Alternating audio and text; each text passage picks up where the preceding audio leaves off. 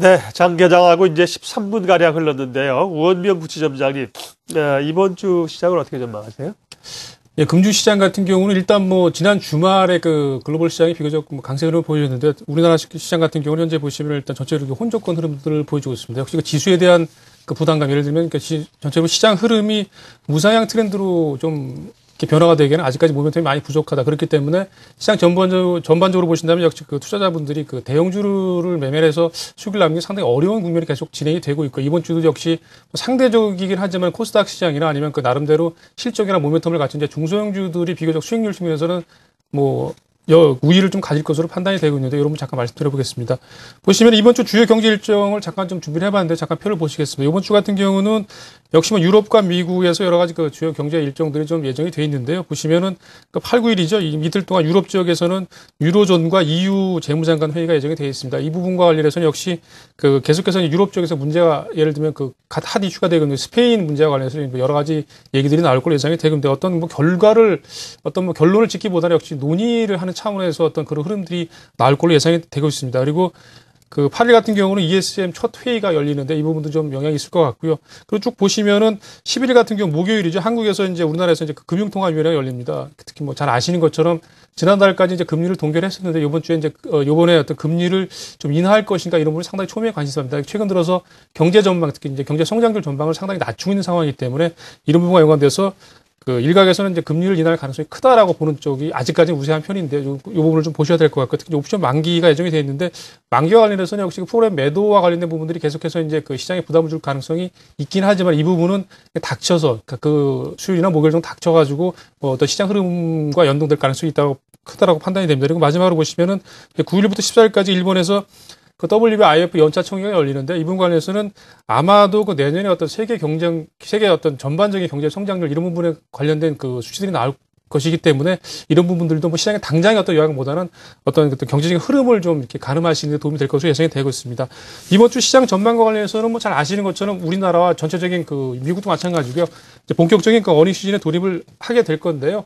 아무래도 그렇다 보니까 그 대형주들 같은 경우는 실적에 따른 단기적인 주가 변동 가능성이 있다라고 판단이 됩니다. 특히 이제 실적이 좀 좋은 종목들 같은 경우는 예상보다 실적이 좋았다라고 치면 이제 주가 흐름이 좀 좋아질 가능성이 있는데, 이 부분 같은 경우는 실적과 연관돼서 최근의 흐름들이 어떤 그 추세적이기보다는 대형주들 같은 경우는 특히 단발성으로 이렇게 시세가 마무리될 가능성이 크기 때문에, 어떤 뭐 실적이 좋았기 때문에 어떤 추세적으로 어떤 그 가격 변동성이 커질 수 있다 이런 부분보다는 단기적인 차원에서 좀 대응을 하시는 게 맞다라고 판단이 되고 있고요.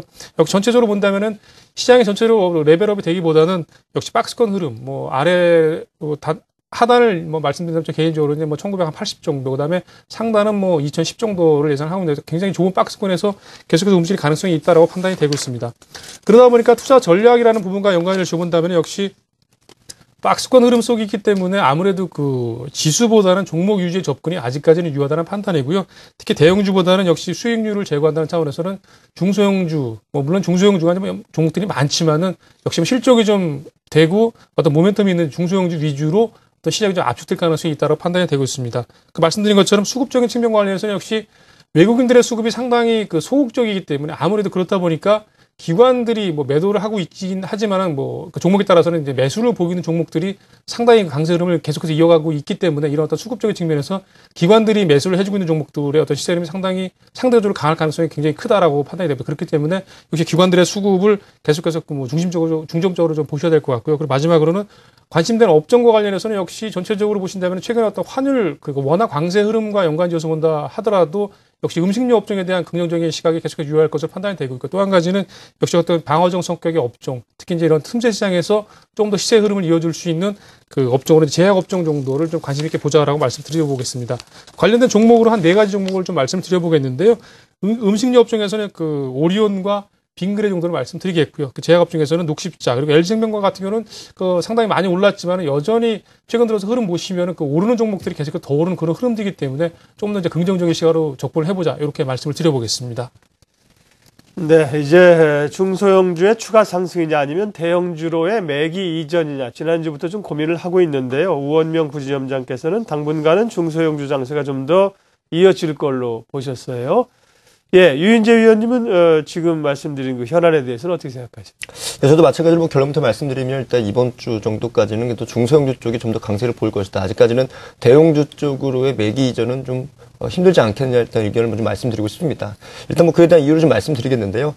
일단 뭐 저번 주도 그렇고 이번 주도 이제 마찬가지일 건데요. 전반적으로 이제 저번 주 같은 경우에 가장 뭐 큰 이슈라고 할 수 있는 부분들은 이제 뭐 앞으로도 더 이제 이슈가 될 수도 있고 아니면 외국인의 매수가 이제 그만큼 또 들어온 만큼 또 이제 완화될 수도 있지만 일단 그 세계 최대 인덱스 펀드 회사죠. 미국에 이제 뱅가드라는 회사가 있는데 일단 뭐 펀드인데요. 이쪽이 이제 그 기존 벤츠마크를 기존의 MSCI에서 FTSE로 이제 변경을 하게 됩니다. 그 과정에서 이제 우리나라의 그 주식이 이제 약 9조에서 10조 정도가 이제 매도를 하면서 유출될 거라고 좀 예상되고 있는데요. 정확한 시기는 2013년부터 약 25주간에 걸쳐서 이제 나타나는데요. 핵심이 뭐냐면은 기존 MSCI 같은 경우에 우리나라가 이제 이머징 마켓에 이제 포함이 돼 있어서 이머징 마켓 내에서는 이제 우리나라의 어떤 비중이 굉장히 크기 때문에 어떤 외국인들이 많이 이제 우리나라 주식을 많이 사고 있었는데 이제 FTSE로 가면 우리나라가 이제 이머징이 아니고 이제 선진국 시장 포함이 됩니다. 그 과정에서 이제 선진국 시장 내에서는 우리가 아무래도 이머징에서의 어떤 입지가 선진국에서 입지는 좁아지기 때문에 상대적으로 우리나라 주식이 많이 좀 매도가 되는 그런 입장이 되기 때문에 그만큼 자본 유출에 대한 우려가 좀 많이 나타나고 있는데요.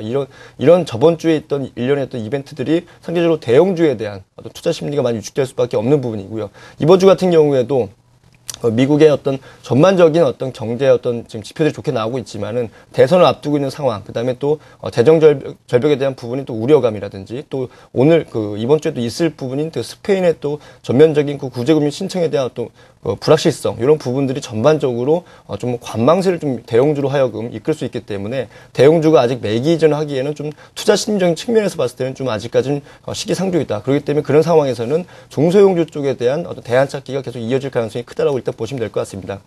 그렇다면 중소형주가 뭐 전부 다 오를 것이냐 그건 아니고요. 일단 중소형주 중에서도 앞서 말씀드린 대로 뭐 실적이 좀 더 좋아질 수 있는 아직 뭐 실적까지는 안 가더라도 적어도 삼성전자 실적 발표 이후에 어떤 실적 개선에 대한 어떤 기대감이 많이 좀 좋아질 수 있는 업종으로 좀 접근하셔야 될 것 같은데요. 그에 대한 업종은 역시 뭐 저번 주에 이어서 계속 이어질 수 있는 부분이 마찬가지로 삼성전자 실적 발표 이후에 그 IT 쪽에 대한 또 소재 쪽에 대한 부분을 관심을 가지셔야 될 것 같고요. 이와 더불어서 저번 주에 이어서 이번 주도 마찬가지로 어떤 그 중국의 인바운드 소비 관련주죠. 뭐 대표적인 게 뭐 화장품입니다. 여기 계속 화장품 종목들이 오르고 있는데 여기다 호텔, 카지노 뭐 이런 종목들 계속 보셔야 될 것 같고요. 그다음에 또 한류 문화 콘텐츠를 해가지고 또 뭐 쉽게 말하면 이제 엔터테인먼트주입니다. 이런 종목들에 대해서 일단 뭐 실적에 대한 개선도 있겠지만은 물론 어떤 이런 종목들이 펄을 뭐 적용한다든지 뭐 밸류에이션 적용한다든지 좀 어렵지만은 기본적으로 투자 심리가 완화되는 측면에서 단기적으로는 이번 주까지는 한번 접근해 볼 만하다라고 말씀드리고 싶고요. 그다음에 그 경기에 덜 민감한 쪽이죠. 뭐 인터넷이라든지 게임 쪽, 아까 말씀드린 게임 쪽에 대한 부분들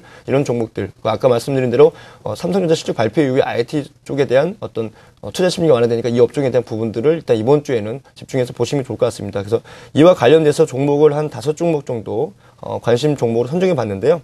일단 파라다이스라는 종목이고요.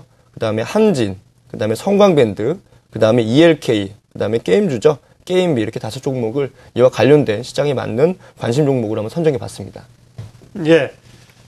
우원명 부지점장, 유인재 연구위원 두 분의 전략 들었습니다. 두 분 공이, 당분간은 이제 이번 주 적어도 접해보면요, 중소형주 관점으로 가자고 하셨고요.